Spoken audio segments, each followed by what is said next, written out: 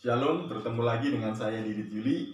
Dalam kesempatan kali ini saya akan menanggapi video dari Umi Irena Handono yang mengatakan bahwa Kristen adalah agama ciptaan Paulus. Benarkah demikian? Mari kita melihat videonya.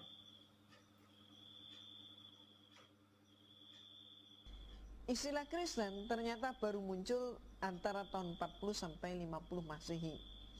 Menurut Kisah Para Rasul pasal 11 ayat 26 dikatakan, mereka tinggal bersama-sama dengan jamaah itu 1 tahun lamanya sambil mengajar banyak orang. Di Antiokhia lah murid-murid itu untuk pertama kalinya disebut Kristen. Peristiwa ini terjadi yaitu setelah Nabi Isa mengalami bahaya dan diselamatkan oleh Allah. Umi mengatakan bahwa peristiwa ini terjadi setelah kejadian Yesus mengalami bahaya atau Nabi Isa mengalami bahaya dan diselamatkan oleh Allah, katanya kan. Nah, apakah yang dimaksud oleh Umi ini adalah kematian atau penyaliban Yesus yang mereka menolak bahwa Yesus tidak mati di salib tapi diserupakan? Nah, silahkan dilihat di video saya yang ini. Nah, antara kejadian ini dengan kematian Yesus itu kira-kira menurut para pakar teologi jaraknya sekitar 1 tahun, karena Yesus mati pada tahun 33 Masehi dan Stefanus mati diperkirakan tahun 34 Masehi. Dan sekarang mari kita melihat video yang kedua. Sebagian tetap menjadi pengikut Nabi Isa. Mereka lah yang disebut dengan istilah kaum Hawariyun. Mereka lah yang disebut dengan Ahlul Kitab. Dan kemudian sebagian yang lagi, mereka terbujuk oleh Paulus. Mereka ingkar dari ajaran Nabi Isa. Oleh Paulus mereka diajak menyeberang ke sebuah kota yang namanya Antiokhia. Ibu dan Bapak, kalau kita cari Antiokhia saat ini di peta nggak ketemu. Karena Antiokhia kota itu sudah punah. Kota tersebut letaknya adalah di Syria. Maka dibawa menyeberang ke Syria. Di sanalah di Antiokhia itu mereka tinggal bersama dengan Paulus selama 1 tahun lamanya. Untuk apa dengan Paulus tinggal 1 tahun? Mereka kemudian dilatih oleh Paulus, dibina oleh Paulus, dan setelah itu mereka mendeklarasikan sebuah lembaga yang kemudian diagamakan yang namanya adalah Kristus. Nah, video yang kedua ini Umi mengatakan bahwa Antiokhia sudah dimusnahkan, dan kalau kita melihatnya di peta itu ada di Syria. Nah, apakah benar Antiokhia sudah dimusnahkan? Tidak, karena reruntuhannya situsnya masih ada sampai sekarang dan letaknya bukan di Syria tapi di Turki. Dan kemudian dia juga mengatakan bahwa Paulus menyeberang ke sana atau Saulus menyeberang ke Antiokhia. Padahal kalau kita melihat di konteks Kisah Para Rasul 11 ayat 19 sampai 30, yang pertama kali menyeberang itu bukan Saulus atau Paulus, tapi murid-murid yang lain, yaitu ada orang Siprus dan juga orang Kirene. Jadi mereka pergi ke Antiokhia, mereka mengabarkan Injil di sana, dan jumlah mereka semakin hari semakin banyak, dan akhirnya terdengar oleh jemaat Yerusalem. Barulah jemaat Yerusalem pada ayat yang kedua itu mengutus Barnabas untuk melihat apakah ini benar atau tidak. Ternyata benar, dan Barnabas akhirnya pergi ke Tarsus untuk mencari Saulus. Jadi Saulus ini datangnya belakangan, bukan dulu.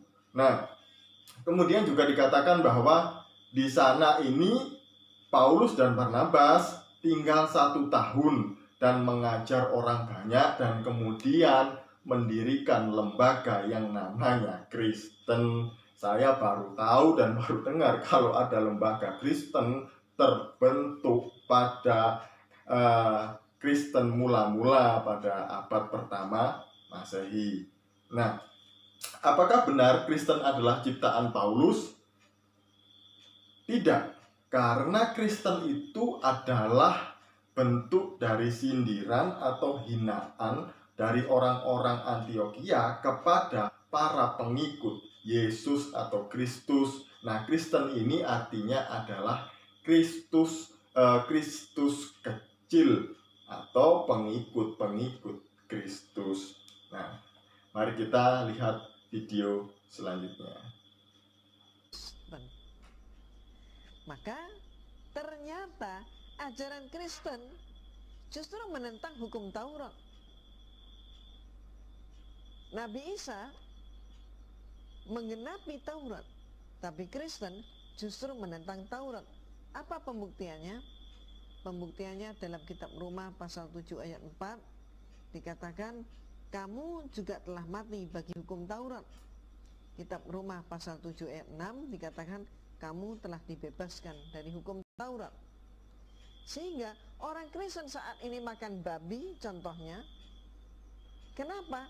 Karena Paulus lah yang menyatakan bahwa Taurat itu sudah tidak berlaku lagi. Sehingga inilah yang terjadi sekarang. Seluruh umat Kristiani di dunia ini tidak mengikuti ajaran Nabi Isa. Mereka pun tidak disunat, mereka tidak khitan. Kenapa? Karena yang membatalkan Taurat adalah Paulus. Mereka bukan pengikut Nabi Isa, umat Kristiani bukan mengikut Nabi Isa, tapi mereka adalah pengikut. Nah, kemudian di video yang ketiga ini dikatakan bahwa orang-orang Kristen ini menentang Taurat. Nah, Umi tadi mengutip Roma 7 ayat 4 dan 6. Di sana dikatakan bahwa mati dari hukum Taurat dan dibebaskan dari Taurat. Nah, apakah benar maksud dari Roma 7 ayat 4 dan 6 ini Paulus menolak hukum Taurat? Mari kita melihat Efesus 2 ayat 15 supaya ini menjadi jelas. Nah, Efesus 2 ayat 15 berbunyi demikian, sebab dengan matinya sebagai manusia, ia, yaitu Yesus, telah membatalkan hukum Taurat. Tidak titik, tapi masih ada lanjutannya. Dengan segala perintah dan ketentuannya. Jadi, mungkin menurut Umi, itu hukum Taurat orang Israel itu hanya 10 yang ada di loh batu yang diberikan Allah kepada Musa. Tidak.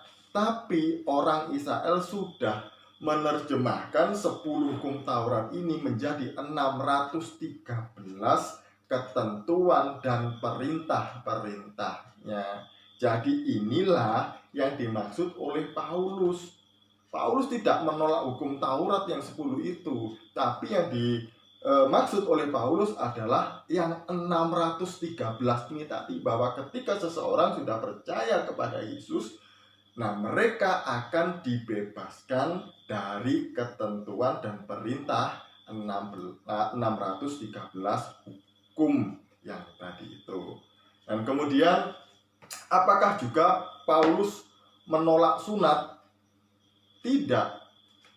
Paulus tidak mewajibkan sunat. Kenapa Paulus tidak menolak sunat? Karena di Kisah Para Rasul 16 ayat 2 sampai 3 dikatakan Paulus menyuruh Timotius untuk sunat. Nah, kenapa sunat tidak wajib? Karena pada waktu itu ada banyak orang-orang Israel, banyak orang-orang Yahudi yang percaya kepada Yesus, masih beranggapan bahwa untuk mendapatkan keselamatan salah satunya cara adalah dengan sunat. Tidak demikian, kata Paulus. Tidak dengan sunat kita diselamatkan, tetapi dengan iman. Nah, yang kemudian apakah juga Paulus mengajarkan orang-orang Kristen untuk makan makanan haram, gitu kan? Nah, di Roma 14 ayat 20 dikatakan di sana, celakalah orang jika karena makanannya ia menjadi batu sandungan. Jadi Paulus mengatakan kepada orang-orang Kristen bahwa jangan sampai karena apa yang kamu makan, kamu menjadi batu sandungan bagi orang lain. Nah, Saya juga heran kenapa mereka ini mati-matian menolak Paulus. Dan mereka sangat membenci Paulus. Karena dia bukan rasul menurut mereka, kan juga mereka akhirnya menolak semua tulisannya. Nah, kalau melihat di literatur Islam sendiri, ada banyak tulisan-tulisan yang mencatat nama Paulus. Misalnya, tafsir Ibnu Katsir. Di sana juga dikatakan bahwa ada 3 murid yang namanya Simon, Yohanes, dan Paulus. Mereka adalah utusan Nabi Isa yang dikirim untuk berdakwah ke Antioquia. Kemudian yang kedua yaitu Syamil Quran, Miracle the Reference, terbitan tahun 2010.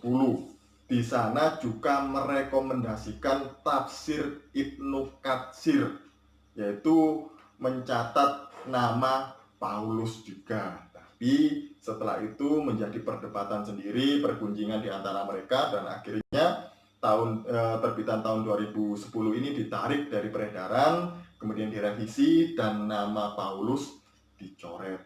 Dan yang ketiga itu ada karya Kiai Bisri Mustafa, yaitu Al-Ibris, tafsir bahasa Jawa dalam bentuk Arab Pegon. Di sana beliau juga mencatat ada nama Yohanes dan Paulus yang adalah utusan Nabi Isa ke Antioquia. Jadi jelas ya, sebenarnya dulu tidak ada penolakan terhadap Paulus. Hanya di abad modern ini akhirnya mereka menolak Paulus. Nah, dari mana sih sumber penolakan Paulus ini?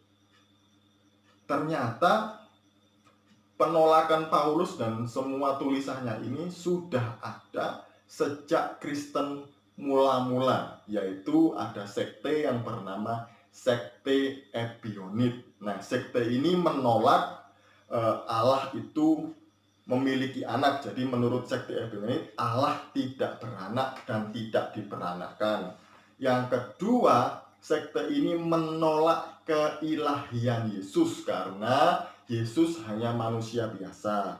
Kemudian sekte ini juga menolak semua tulisan Paulus karena Paulus bukan saksi mata langsung, bukan murid Yesus.